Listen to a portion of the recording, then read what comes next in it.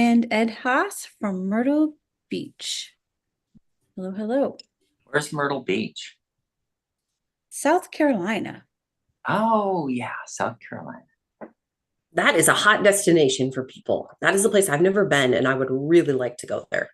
Went to once when I was in high school. Loved it. Loved the pier. Where's Loved Myrtle it. Beach?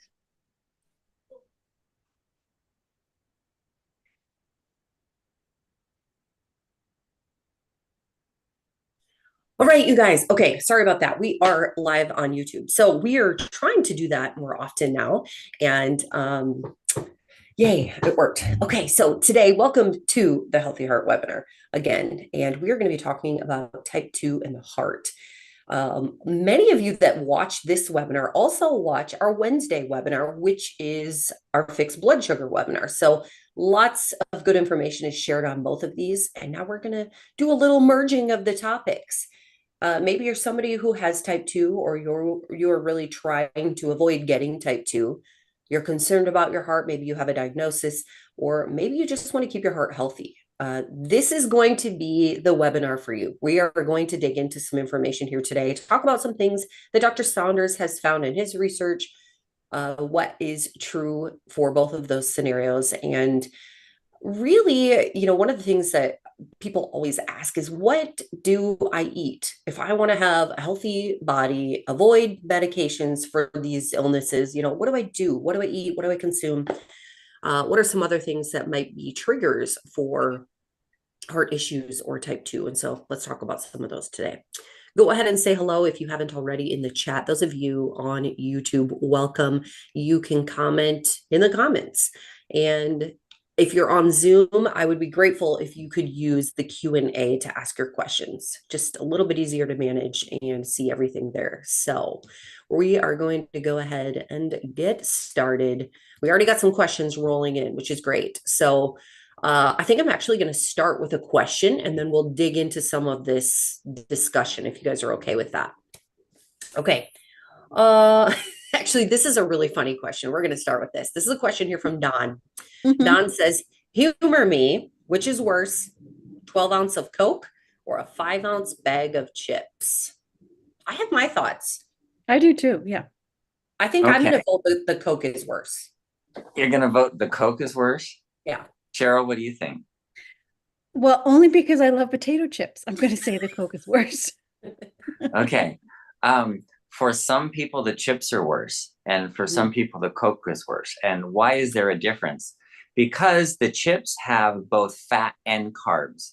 And so the fat can make some people who have significant insulin resistance, make them more insulin resistant, and their blood sugar will go up more and stay up longer than with the Coke. With the Coke, you get a rapid rise in sugar, and then your insulin goes up, and then the blood sugar comes down, and you'll have not so long. For some people, it won't be so long, a rise in blood sugar.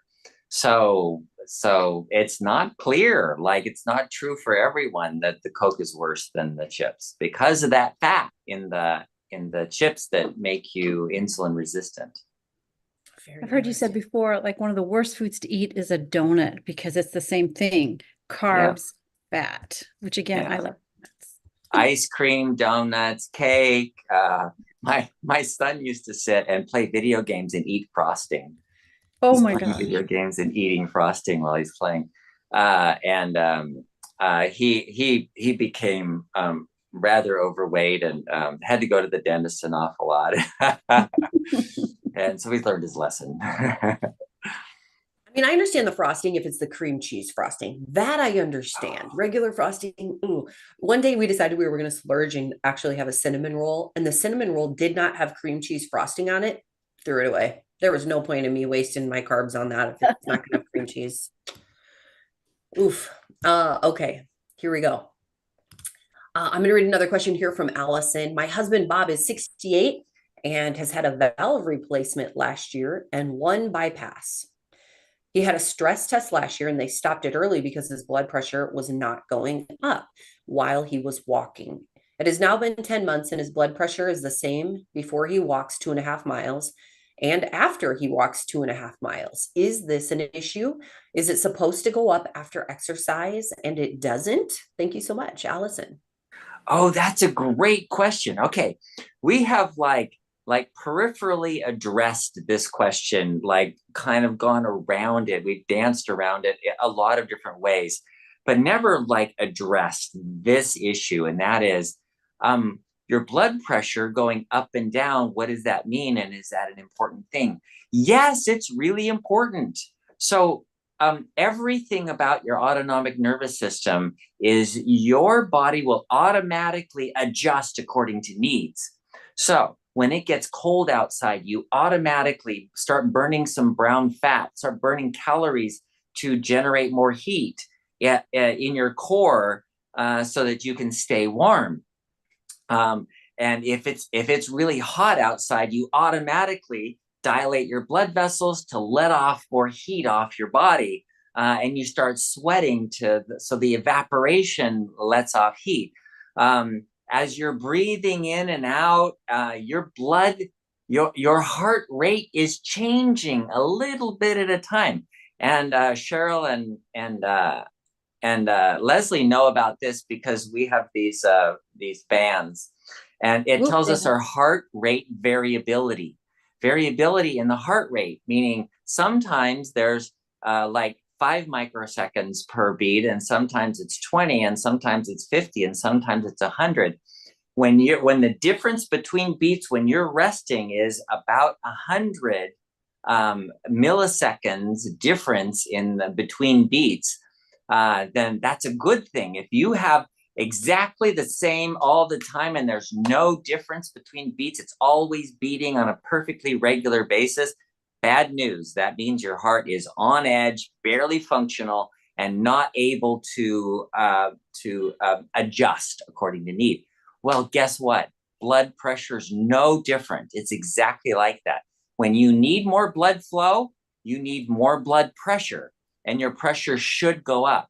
That's why they stopped. He's on the treadmill, he's exercising, and it's like, whoa, your blood pressure's not going up when you need more blood flow. There's a problem with that because you're not going to get blood to your brain. You're going to pass out or have other functional problems from a lack of blood flow. So yeah, if your blood pressure is always the same, you've got a problem. If it's low, if it's always high, you've got a different problem. If it comes down to normal when you're relaxed, and then goes up when you're stressed, and then comes down when you're relaxed, and goes up when you're stressed, then you are normal. I had someone in my office today, and she said, well, I went into the doctor and I was told I had high blood pressure. I needed to be on medications, and I'm really worried about my blood pressure. And I said, do you measure it at home? She says, yeah, like 3 times a day. I'm like, okay, so what is your blood pressure run at home? She's like, well, it's like 140/75. And I said, perfect, because she's 80 years old. And it should be 140/75. That is the perfect blood pressure.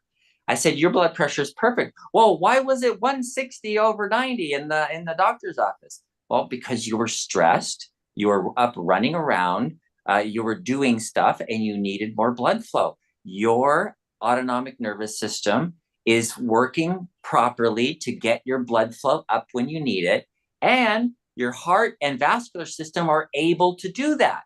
So you have normal functioning vascular system, normal functioning heart, and normal functioning autonomic nervous system. So that's a good thing. And she's like, oh, I don't have to worry about it. I'm like, yeah, you don't have to worry about it. That's great. This is good. Sally says this has nothing to do with heart health, but do you know anything about conolidine, natural pain reliever? No. Okay. Canolidine? I could look it up. Canolidine? Yeah. How is it spelled? CONOLIDINE.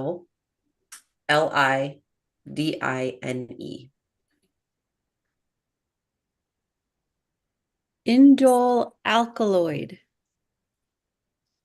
Thank you for all the info that you provide, Sally says. Is a compound derived from crepe jasmine that may reduce pain without opioid side effects. Huh. Okay. You can buy a bottle of it. Yeah. Interesting. Okay. No, I'm not familiar with that. Okay. Ed says, I have AFib, no symptoms, 5 years looking into the Watchman procedure. Have an appointment next week, not on blood thinners, many supplements. Any thoughts on that?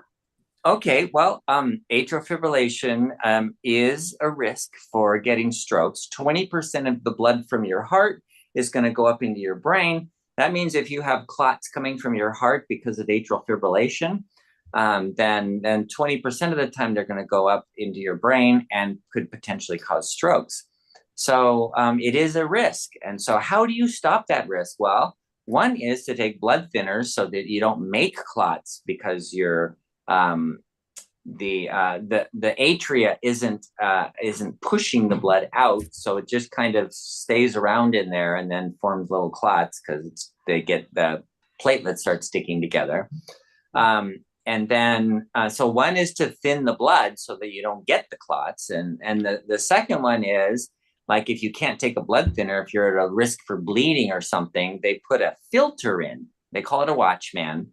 And it's a filter. It's kind of like an umbrella. It's got these hooks in it, and it hooks into your arteries, and then it's got this mesh, and the blood goes through the mesh pretty easily. But any clots that are of any significant size will stick in there, and then ideally they stick there and they dissolve. They dissolve like they're like clots are supposed to dissolve, right? And then so that continues to just prevent the clots from getting out of your heart. It's a reasonable thing to do. I've looked at the studies, and it does significantly reduce the risk of getting a clot up into your brain and getting a stroke. So that's worth it. And then for some people that who have problems with blood thinners, it's a reasonable thing to do. So I don't have a problem with it. Is this the same one we looked at a few weeks ago? Yeah. Isn't that weird looking? It's like creepy looking, huh? It's like reminds me of a jellyfish. It does. All right, that's good. Okay, so I want to just touch base here on and talk a little bit about type 2. Can you tell us what's happening in our body when we have type 2 and what you typically recommend for those who are looking to reverse type 2? Okay, so type 2 is a toxicity, and people who get type 2 are toxic. And so we think of energy coming from glucose and fat and protein, and that those are sources of energy, but they're not really sources of energy. They have to be converted into something called ATP, adenosine triphosphate. And your cells can use ATP for energy. And we've talked about this before it's like an exchange. Like if you were to come to the United States with pesos or euros or something like that, and somebody, and you go to a restaurant and you buy food and you give them a bunch of euros, they're gonna say, I'm sorry, we don't take that here. You have to go to the bank and exchange it and come back with dollars. And then you can pay for your food. So that's the same kind of thing that these the things that we think of as energy, carbohydrates, fats, and proteins, are not really energy for the body. It has to be made into ATP. So we have this exchange to be able to use mitochondria, they're called, and they're little bacteria that live in your cells, and there might be 100 of them or 400 of them, or in the case of a heart cell, 4,000 of them in a single cell that are taking this carbohydrate, fat, and protein and converting it into ATP so that the cell can use it for energy. So think of your heart has to have a constant supply of energy. There's no rest. You can't say, the heart can't say, gee, I'm getting really tired, I'm going to rest for a little while and just stop beating. Well, that would be death. You can't do that. So the heart has to keep going and keep going and going, like the Energizer Bunny. So it has to have a constant supply of energy. And so that's why it will have thousands of mitochondria in every single cell. Whereas your muscle cells might have only 400 or 200. And what does that mean? Well, that means you go for a hike and you get halfway up the hill and you go, oh, I gotta stop and rest. I can't go another step. And you stop and rest and you wait a little while. And after 10 minutes, 15 minutes, half an hour, you go, okay, I got my energy back. What happened? Your mitochondria are taking sugar and fat out of your blood and they're converting it to ATP as fast as they can to build up your levels. So you go, okay, now I have enough energy to carry on. I can keep going. Your heart can't do that. So your heart has to have a whole bunch of them. Now, what is type 2? Type 2 is where there's toxicity, where the system is not working and you have insulin resistance. And insulin resistance means you have high insulin levels, and insulin tells your body, do not use fat for energy. No fat. So all you have is carbs. Now about 60% of your energy comes from fat, and now you have diminished. It's not none. You actually do get some, but you severely diminish the amount of energy you can make because now you can't use fat for energy and all you have is carbs. So your ATP levels drop down lower. So that's why if you think of like people with type 2, they're going, gosh, I get fatigued so easily. And you're going, wait a minute, that doesn't make any sense. Your blood sugar is high. That's energy. You got all this fat on your body. That's energy. You are so overloaded with energy. There's no possible way you could ever be fatigued.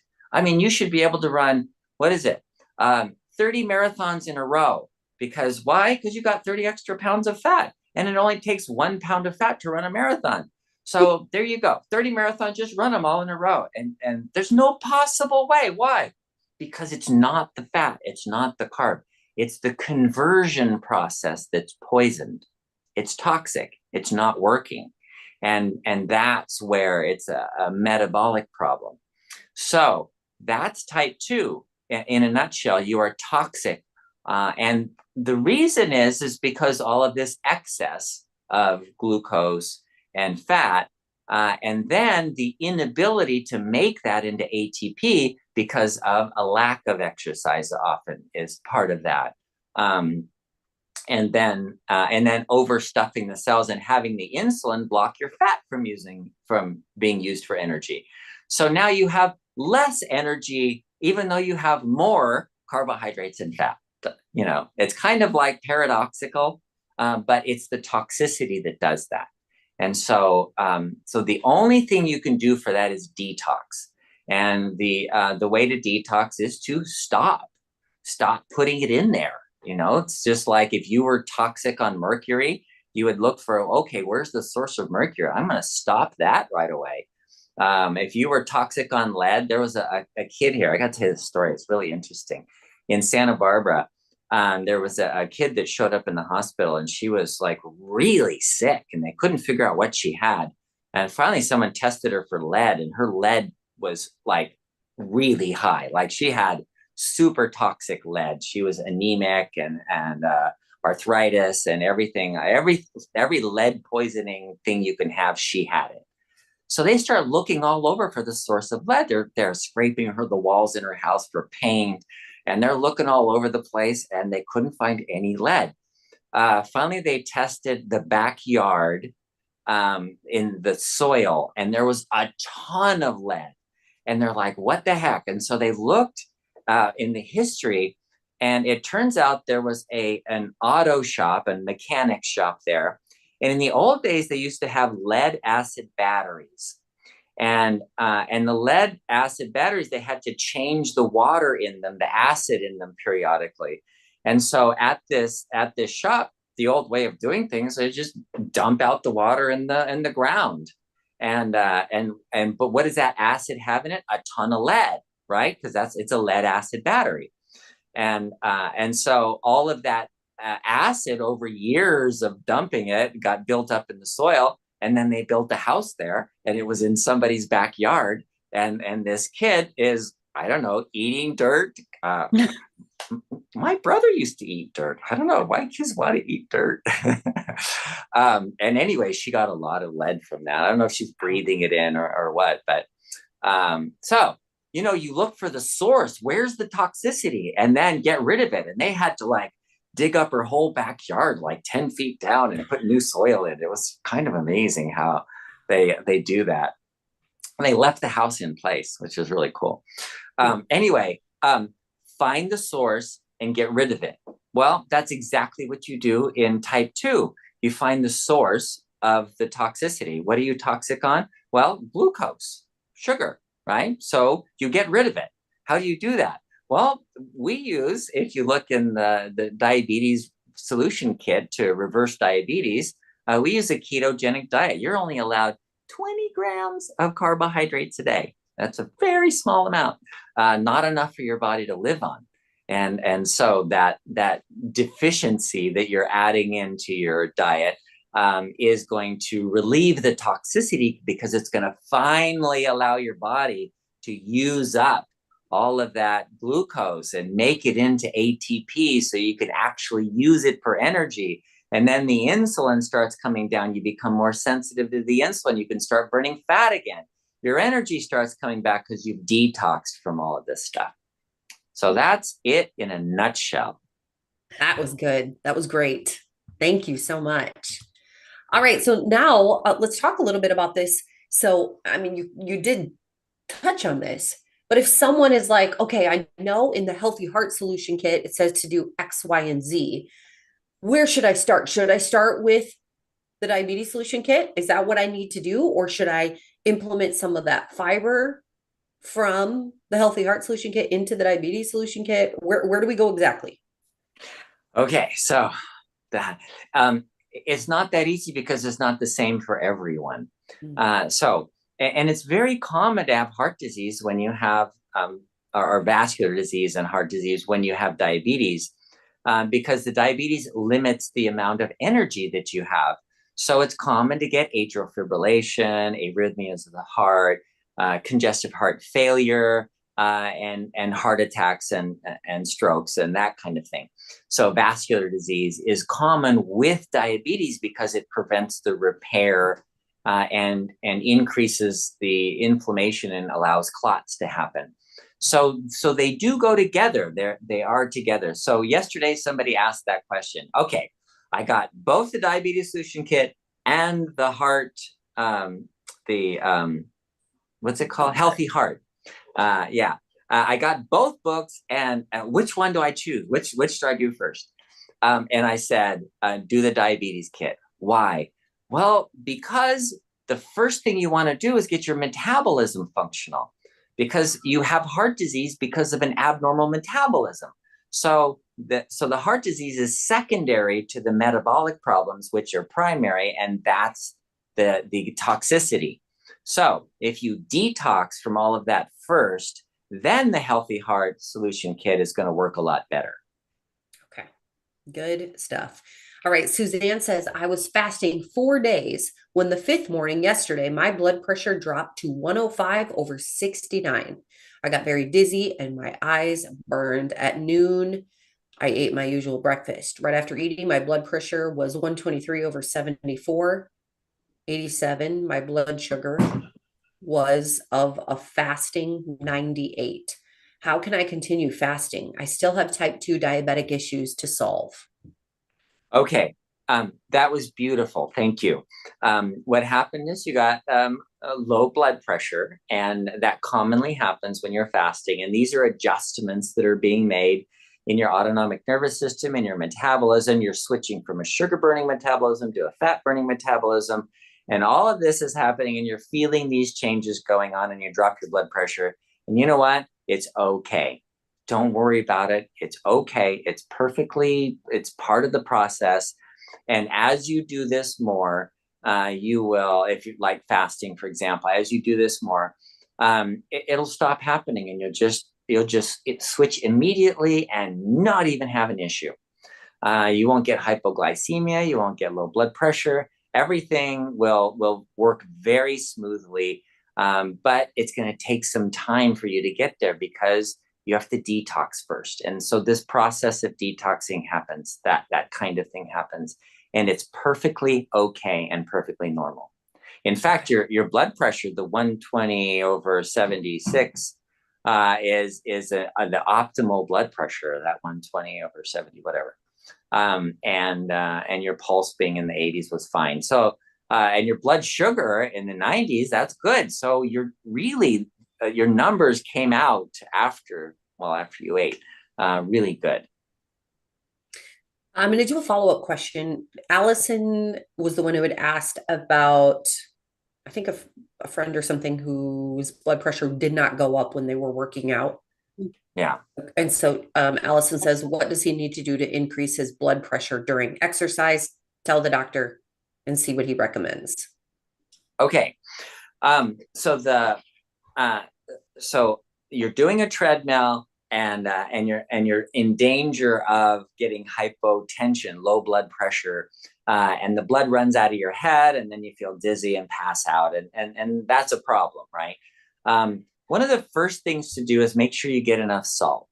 It's sodium that keeps the volume up in your veins and arteries. And so in order for your blood volume to be up so that everything works and you can get the pressure up and get it circulating well, then you need salt. So it used to be people who worked outdoors in the sun, they're sweating all day. They used to actually take salt tablets, and it was required for them to take salt tablets throughout the day so that they could, because they're sweating out salt, in order to maintain their blood volume, they had to take salt tablets. Well, you know, we don't have a lot of people who are sweating all day and using their muscles and working in the sun. So we don't, I don't think you can, it's probably hard to find them now in the pharmacy. They probably don't even sell them anymore. But, you know, just making sure you get enough salt, and it doesn't take much, 1/8 of a teaspoon in a cup of water or something, and drink that down.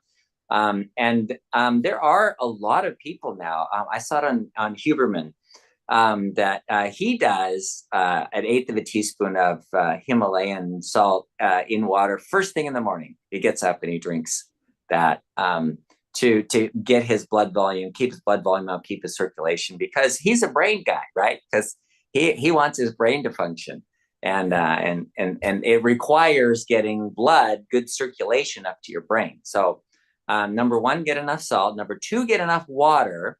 And then number three, control your metabolism so that you can get your autonomic nervous system functioning well.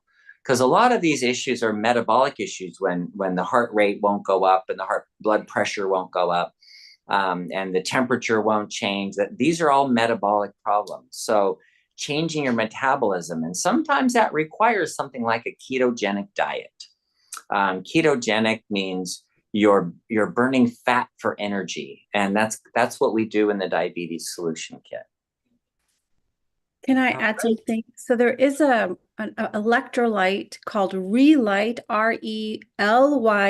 It's actually made from the salt from Utah, and that has a good salt content for workouts, besides just a regular pre-workout. It's got salt in it, so that might be a good option for you. That's interesting. That real salt from Salt Flats, that has a mixture, has magnesium salts, sodium salts. So I think that would be a good idea. I like that. I like that idea. Judy said, this is one thing that happened to me. I was on hydrochlorine and they took it away when I was in the hospital. The medicine was taking out too much salt. Hydrochlorine. Oh yeah. Not hydroxychloroquine. It's hydrochlorine.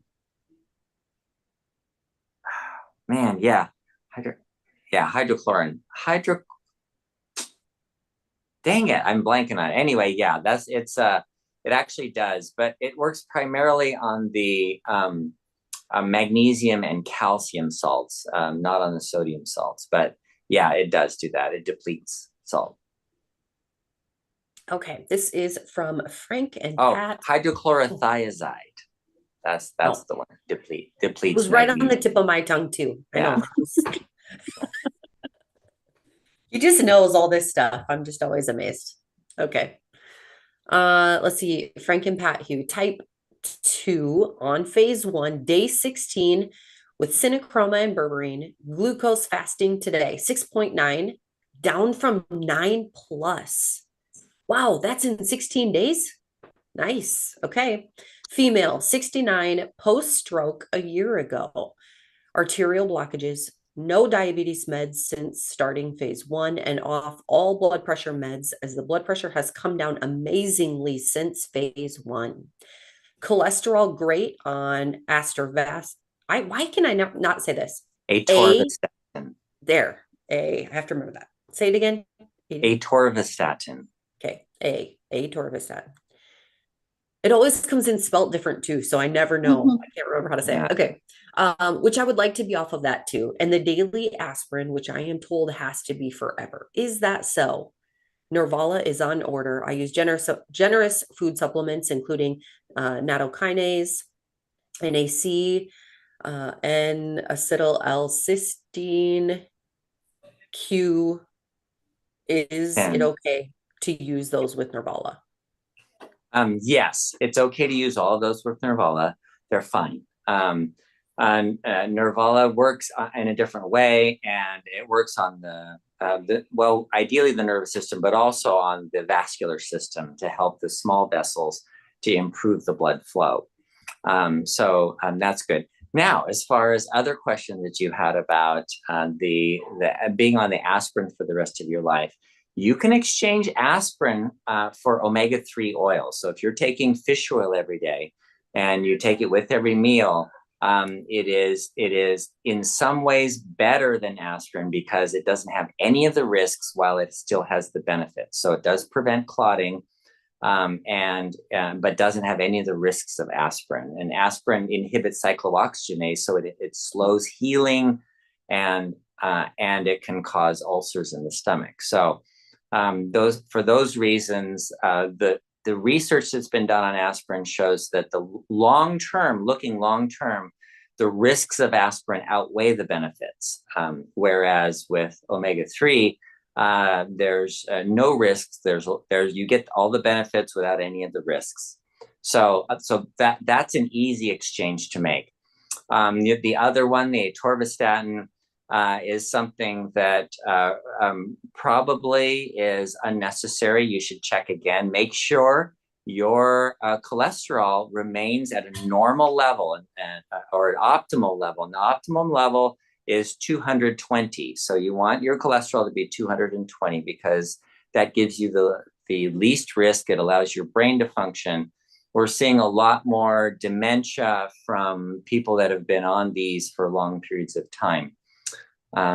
So it's kind of important to look at what the risks of things are, like the aspirin and the atorvastatin, and see what else can we do. Now, if you think about the blood pressure, that is a big deal.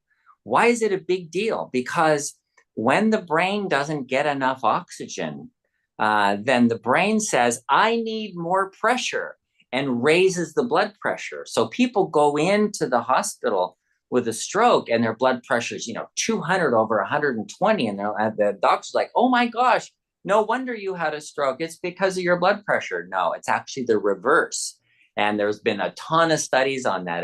And people still think that the blood pressure caused the stroke, but it's the stroke that causes the blood pressure to go up.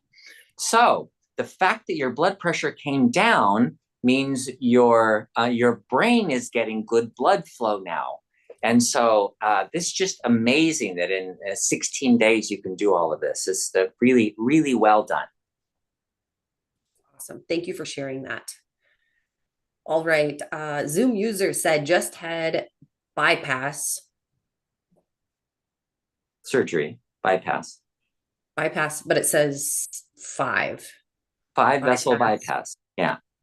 Yeah. Okay. Okay. I have hyperlipidemia on Plavix and Lipitor, and not on any beta blockers because I have a reaction to this medication. But my cardiologist insists that I be on a beta blocker or my arteries will close. I'm taking Healthy Heart Solution to clear my arteries, which is why I had bypass surgery. What tests indicate my arteries are cleared and eventually off Lipitor? From Linda. Okay. So what tests would indicate? So that's a good question. So the simplest way to do that is to monitor the basic things. So look at your uh, uh, we'll start with the glucose. So your glucose, hemoglobin A1C, insulin, and C-peptide. And the reason for those is because that's your metabolism, and that's how you're getting energy. Is your energy system working properly? Because that's an important part of this.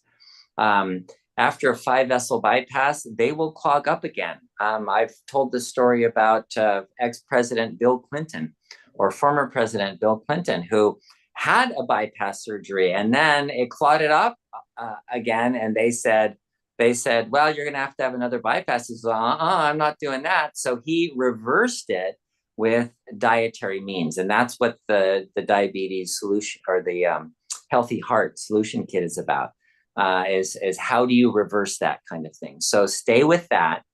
And don't forget about the important things like lowering stress. That's actually an important part of it. And people focus on taking this supplement or that supplement. And yeah, that's helpful, but that's not the big picture. The big picture is your lifestyle has to change. Your stress has to change. Your eating has to change. Your exercise, all of those things, so that you have a functional system.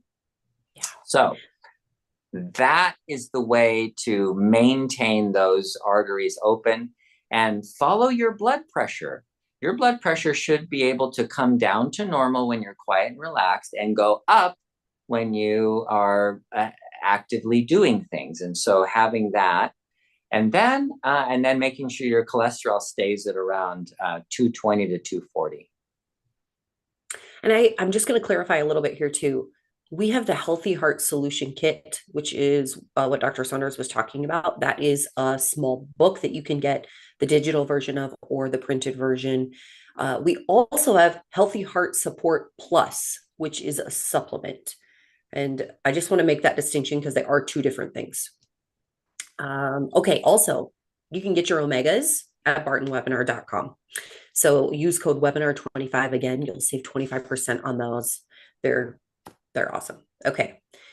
Frank and Pat said, can you briefly explain the relationship between the high glucose level and high blood pressure, as it is down to normal while doing phase 1 of the diabetes reversal protocol? And you touched on this a little bit already. Yeah. Why did they work that way? Okay. It's really not that complex. Like I explained, the brain, when it needs energy, will raise the blood pressure. That's all it does. It's just a lack of energy, raising the blood pressure, going, I need more blood flow, therefore I'm going to raise the blood pressure. And what that's supposed to do is help the brain to get more energy, right? Because the blood is carrying the oxygen, the fat, the glucose, protein, everything that the brain needs is in that blood. So the brain says, give me more blood because I need more. But the problem with insulin resistance, when you have high blood sugar, that insulin resistance prevents the sugar from getting through the blood-brain barrier, because insulin resistance doesn't allow those glucose transport proteins to bring sugar into the brain. So the brain doesn't have enough, and then so it's saying raise the blood pressure, and then you go, oh no, I have high blood pressure, and then so somebody gives you a medicine that's supposed to lower your blood pressure, and now the brain's not even getting enough blood flow, and so it just compounds the problem. So really, to deal with the issue is to make yourself very insulin sensitive, so that you have really good glucose transport proteins to transport glucose from the blood into the brain. And then the brain will have enough, and your blood pressure will just come down naturally. Okay. Good question here from Lisa about keto. She said, you mentioned keto, but isn't high fat bad for the arteries? Oh, good question. Yeah. So the idea that keto means you have to eat a lot of fat is not necessarily the case. I have a couple of people now who are doing a vegan keto diet. And so you can do a vegan keto diet. You don't get a lot of food, you lose a lot of weight. as a rule.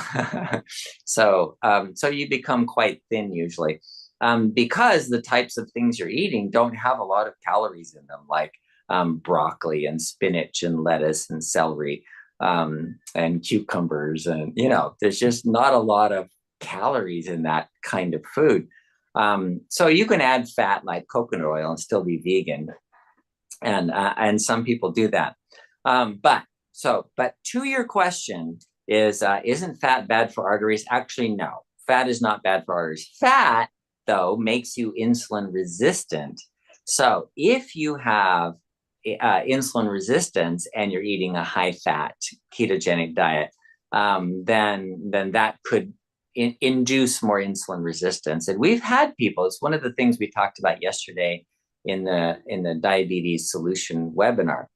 It was, how do I, if I've been on this program, this ketogenic diet for, what was it, 6 weeks, and I haven't seen any benefits from it, why not? And then, so we looked at various things that could cause that. And one of them is the fat causing insulin resistance. So yes, to your point, yes, that could be an issue for some people, in which case they would have to do a low-fat ketogenic diet. So I'm just thinking through what people are eating on this vegan keto diet. And how do you get protein? How do you get enough protein? Broccoli has more protein than milk, for example. It's cauliflower, spinach, everything has protein in it. You're just eating more. You're just eating more. Yeah, you really have to eat a lot of food if you're eating a vegan keto diet. Wow, good work for whoever's doing that. That is work. Okay. Right. Douglas says, how long does it take to detox doing 3-day fasts? So a 3-day fast is kind of the reason for the 3-day fast. Let me just kind of explain to everyone about this. So a 3-day fast is kind of like the perfect amount of time. The reason for that is because that's how long it takes to change from like a sugar burning fat metabolism to fat burning metabolism. That's where you start what's called autophagy, where you're using up all the toxic things that have been stored in your body. That's where all of the tau proteins come out of your brain, and things start getting cleaned up and repaired.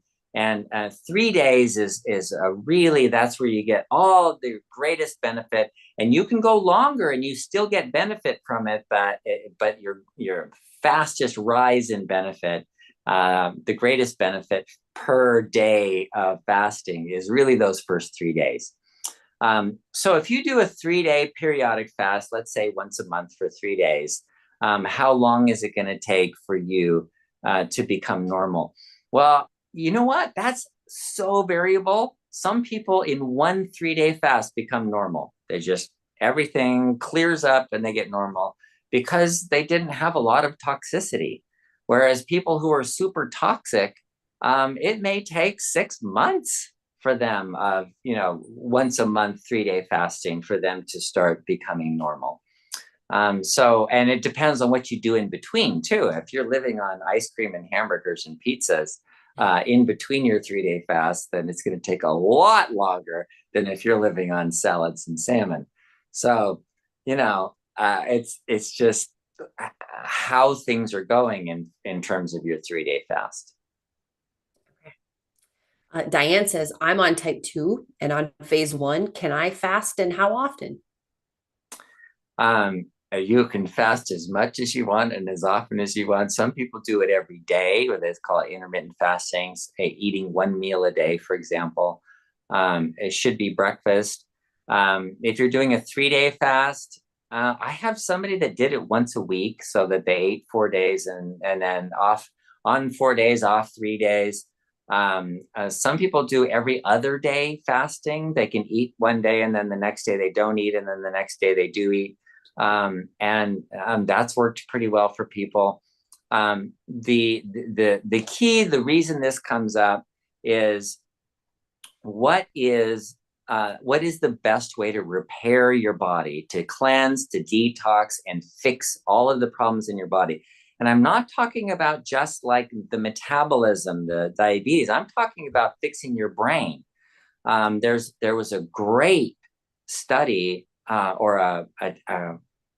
Chris Palmer is a psychiatrist who wrote a book called Brain Energy.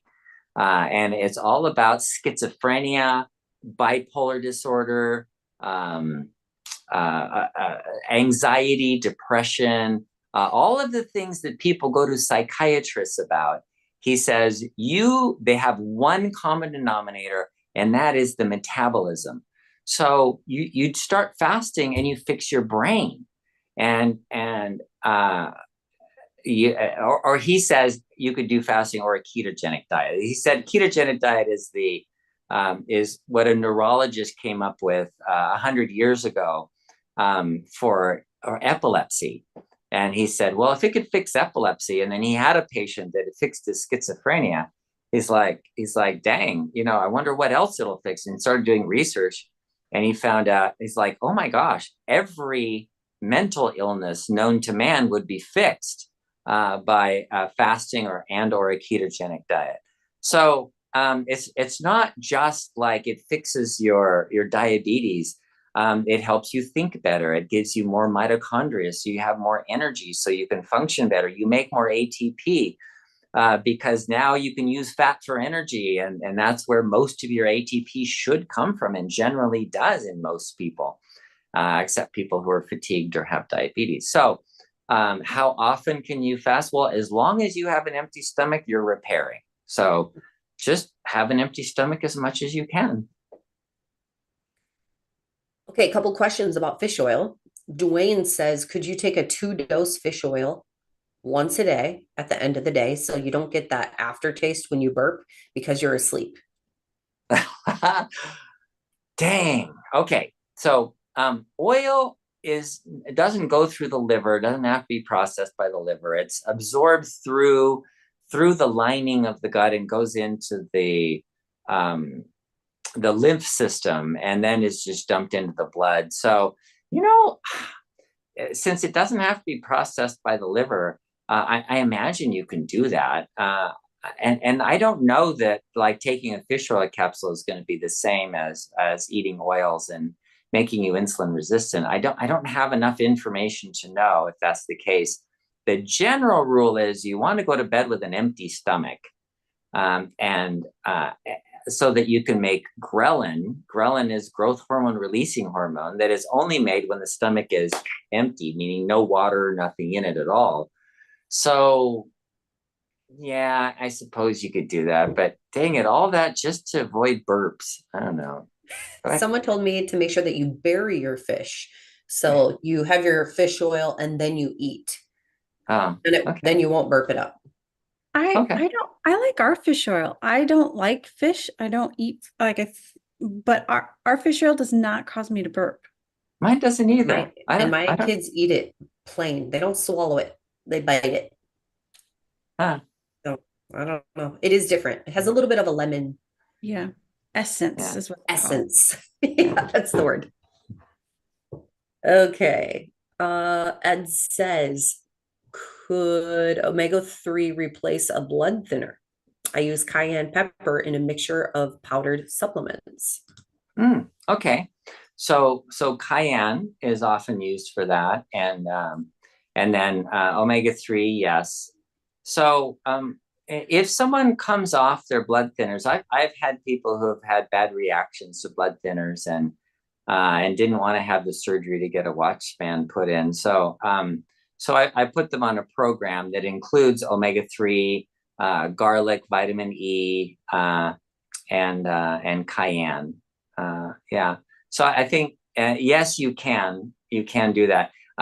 You have to kind of take into account that everything we're doing in life is risks, right? And you're just weighing the risks and the benefits, and you're saying, well, taking this medication, this blood thinner medication, is causing these other problems, and so that's intolerable. So I have to take something else. But taking medication is risky. When people on blood thinners, they get bleeding strokes more often, and so it's not like a guarantee that nothing that you won't get a stroke because you're taking a blood thinner. But so I think personally, if I look at it, if I were in your position, knowing what I know, having done all this research and knowing what I know, what would I do if I was in that person's situation? And so I kind of look at it as some people tolerate blood thinners just fine and they take Xarelto and they go along and no issues with it. Fine, stay on it, not a problem. Other people are having reactions to it and they don't feel good and they can't function and it's messing up their metabolism. So in that case, clearly we've got to find another way. And so there are other ways. Yes, you can use fish oil, vitamin E, garlic, and the cayenne. Yeah. Just a reminder that Dr. Saunders is not your doctor. So please consult with your medical provider before you implement any of the things that we talk about today. Just had to give that disclaimer because I forgot to do it at the beginning. You didn't hear it from me. Yeah. Okay, Beverly says, I'm glad to be back, and especially for this topic, as I am actually pre-diabetic with high blood pressure. Lately, my diastolic pressure has been quite high, even appears to be climbing. What gives? As a reminder, I'm in phase 2 of the diabetes detox protocol supported by Synachroma and Turmeric BP+. I lost 20 pounds so far. A1C didn't budge, though fasting sugar has been normal. Wow, good. Okay, so your question, why is the blood pressure elevated, is the best question you could ask, and keep asking that question until you get an answer. And but finding the answer isn't something we can do like online here. But for everybody's sake, let's look at that. What does that look like? Why is my blood pressure elevated? Because it's important that you ask that question why. If you don't know why, then you don't know what to do about it. So here you have somebody, the hemoglobin A1C has not gone down, but there's been a significant weight loss, 20 pounds of weight loss, and the blood pressure has not gone down. So what gives? Or the blood pressure has actually gone up. So what the heck? I'm doing this program, I'm working really hard. Well, okay, so consider other possibilities. Stress. If the diastolic blood pressure is going up, that tends to be an adrenal kind of problem. The adrenal glands produce the stress hormones. So this is epinephrine, norepinephrine, adrenaline, norepinephrine, and cortisol, and then aldosterone. And aldosterone is what manages your sodium-potassium ratio. So that's, when you do tests, you're going to look at what your sodium potassium ratio are. And if you have high sodium, low potassium, you're going to go, oh, that might be an aldosterone problem keeping my sodium up. So what do? Stop eating sodium? No, you got to fix the problem. The problem's in your adrenal glands. And it's going to keep holding on to sodium and releasing potassium until you fix the problem and balance those hormones. So finding out why it's there is the single most important thing you can do. Awesome. And with that, we're going to end because that was great. And we're out of time. So thank you, Dr. Saunders. We appreciate you. We'll see you next week. Thank you, Cheryl. Thank you, Dr. Scott. Thank you, Leslie. We'll be back next week, same time, same place. Invite a friend. And in the meantime, head to bartonwebinar.com. You'll see a link to our YouTube channel where we've recorded all of our past webinars. We also have information about all of our products and our top asked questions.